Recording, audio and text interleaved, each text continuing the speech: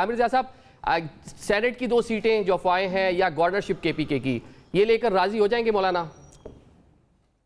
मैं जैसा क्लासरा साहब बहुत दिनों से कह रहे हैं, मेरा भी ये अंदाजा था कि असूलों की लड़ाई नहीं हो रही है।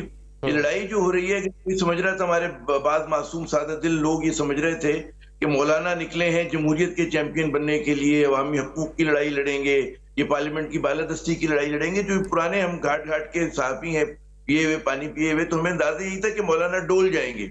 और वो डोल इसलिए जाएंगे, इसकी 2-3 वजूहात हैं। एक तो उनके जाती मरासिम शरीफ खानदान से और जरदारी खानदान से बहुत गहरे और पुराने हैं, और उन जो मरासिम की ठोस वजूहात हैं वो टेंजिबल है, इंटेंजिबल में नहीं है। एक बात। दूसरी बात ये कि बिल्कुल जैसे क्लासरा साहब और फिर मारिया ने भी रोशनी डाली कि उनको उनके कुछ वो थी, फरमाइशें थी या उनकी तवक्कुआत थी, और अगर वो पूरी हो जाती हैं और ज़ाहिर हुकूमत इस पोजीशन में होती है उन तवक्कुआत को पूरा करने के, जो कर देंगे इंशाअल्लाह भी, हम अगर कह दें उसके साथ तो बड़ा बरकत होगी। तो फिर तो आप देखिए कि मौलाना जो है वो वहीं पे खड़े होंगे जहां उनको हमेशा से खड़े रहे।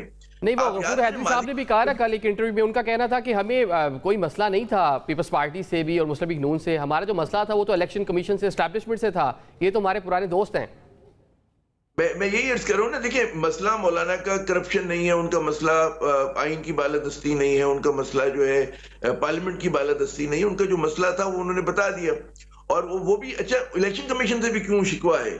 शिकवा ये है कि जनाब जो उनके इत्तेहादियों को फायदा पहुंचा, नून लीग को फायदा पहुंचा, कि जनाब पंजाब में मतलब है कि उन्होंने तवक्कुआत से बढ़कर जो है नशिस्तें ली, और जो अब पातन की रिपोर्ट आप पढ़ते हैं, बाकी आप इधर उधर से खबरें मिलती हैं, माफ कीजिएगा, कि जो हारा हुआ इलेक्शन था वहां जीत गए।